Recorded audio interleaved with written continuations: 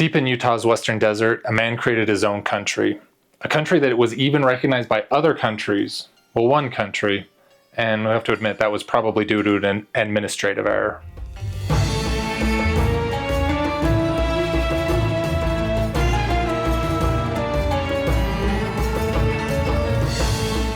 It's called Zaqistan. Maybe you've heard of it. It got a little bit of play around 2014 when it was featured in an article by Vice magazine. It's not a totally uncommon thing. There's a term for it. They're called micronations. They're tiny self-declared nations that don't stand up to a lot of legal scrutiny. So how did it get here?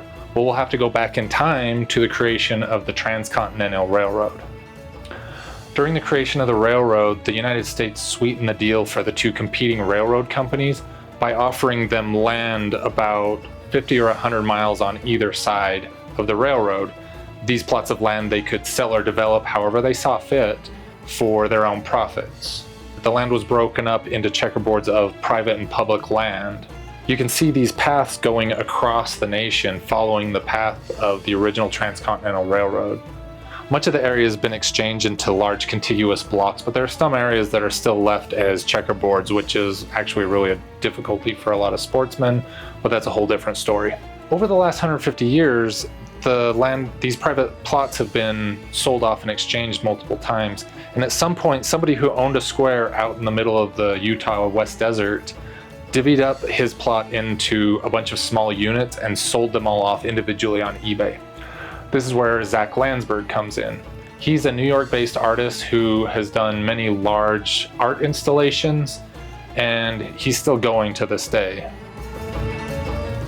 He bought a small chunk of that land on eBay for $610. And why not? Everybody wants a piece of land that they can call their own. Maybe build a house, create a farm, or just have a nice place that you can retreat to be alone. Zach, he created his own country. Now you're probably wondering what the legalities of this are. And no, you can't just declare your land within the USA to be its own sovereign nation.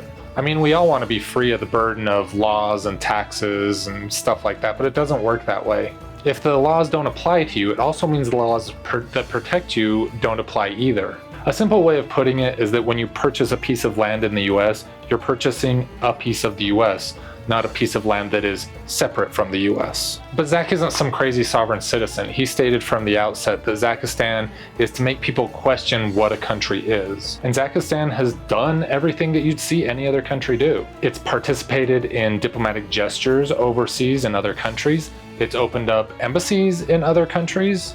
It has its own flag, its own anthem, its own motto. It issues its own passports to people who want to become Zaqistan citizens. And sometimes he invites people on tourism trips to come out and see the country he's built out in the desert. Interesting side note, it's actually a high school friend of mine that helps him out with these events. Small world, I guess. It's a fun story. It even made it on Conan O'Brien, a guy who made his own country out of some cheap land he bought off on eBay. And hey, it's his land, let him do what he pleases. Or is it? And this is where we blow the story of Zaqistan wide open.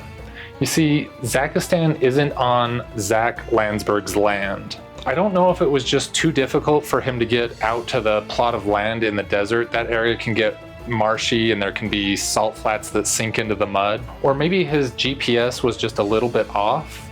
But where Zaqistan currently stands is about half a mile away from the land that Zach Landsberg actually owns. It turns out that Zaqistan currently sits on one of those plots that's owned by the railway from when it was first divvied up back in the 1860s. So not only is it not a legit country, but it's also squatting on somebody else's land. But honestly, who cares? I don't think the railroad is planning on doing anything with that remote corner of the desert anytime soon. Technically, the railroad that was issued that plot of land doesn't even exist anymore. With all the trades, mergers, buyouts, selling off of assets, the actual deed to that plot of land is probably rotting in the back of some filing cabinet in a warehouse that's been long forgotten. His little nation is one of the only man-made things in the area, which is kind of interesting considering how many other people bought plots within that square of land out in the desert. Zach's the only one who actually did anything with what he purchased out there. and it's really cool to see. You can tell he was having fun with it, with Zaqistan's robot protectors protecting the borders to Mount Insurmountable, which currently stands about 5 feet above the rest of the terrain. Some things like Victory Arch that was built to celebrate its 10th anniversary have unfortunately fallen. Zach himself said, "The reality is that it's all wrecked.